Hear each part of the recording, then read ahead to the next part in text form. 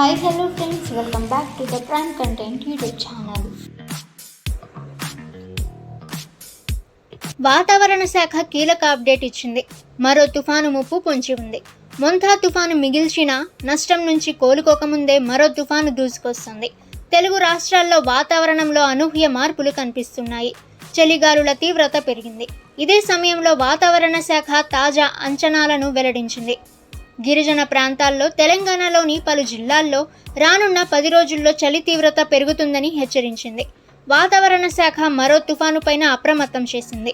బంగాళాఖాతంలో ఈశాన్య రుతుపవనాలు బలపడేందుకు అనువుగా పరిస్థితులు మారనున్నాయి. ఈ నెల 19 లేదా 20వ తేదీన దక్షిణ అండమాన్ సముద్రం లేదా ఆగ్నేయ బంగాళాఖాతంలో అల్పపీడనం ఏర్పడనుంది. తర్వాత పశ్చిమంగా పయనించే క్రమంలో ఇది బలపడి తుఫాన్గా మారుతుందని ఇస్రో వాతావరణ నిపుణులు వెల్లడించారు. అనంతరం ఇది ఉత్తర తమిళనాడు, దక్షిణ కోస్తా దిశగా రానుందని అంచనా వేశారు. దక్షిణ కోస్తా జిల్లాలపై దీని ప్రభావం ఉంటుందని విశ్లేషించారు.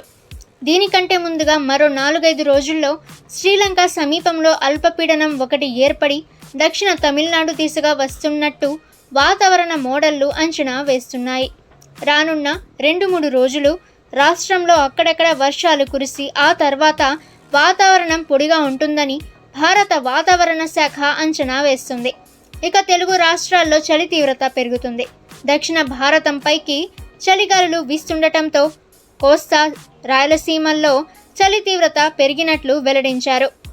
ఇక పాడేరు ఏజెన్సీ ప్రాంతాలతో పాటుగా తెలంగాణకు ఆనుకొని ఉన్న మధ్య కోస్తా, రాయలసీమలోని కొన్ని చోట్ల రాత్రి ఉష్ణోగ్రతలు సాధారణం కంటే 3 నుంచి 5 డిగ్రీల వరకు నమోదయ్యాయి.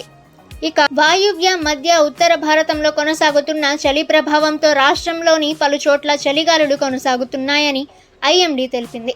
కాగా తుఫాను అవకాశం పైన వాతావరణ శాఖ తాజా అంచనాలతో అధికార యంత్రాంగం తుఫాను కదలికలపైన అప్రమత్తమైతే అయ్యింది. ఓకే ఫ్రెండ్స్, 2 తెలుగు రాష్ట్రాలకి సంబంధించిన లేటెస్ట్ వెదర్ రిపోర్ట్ అయితే ఇది. ఇక ప్రతిరోజు మీరు లేటెస్ట్ వెదర్ రిపోర్ట్ తెలుసుకోవాలి అనుకుంటే ద ప్రైమ్ కంటెంట్ యూట్యూబ్ ఛానల్ని సబ్స్క్రైబ్ చేసుకోండి. వీడియో నచ్చితే వీడియోని లైక్ చేయండి.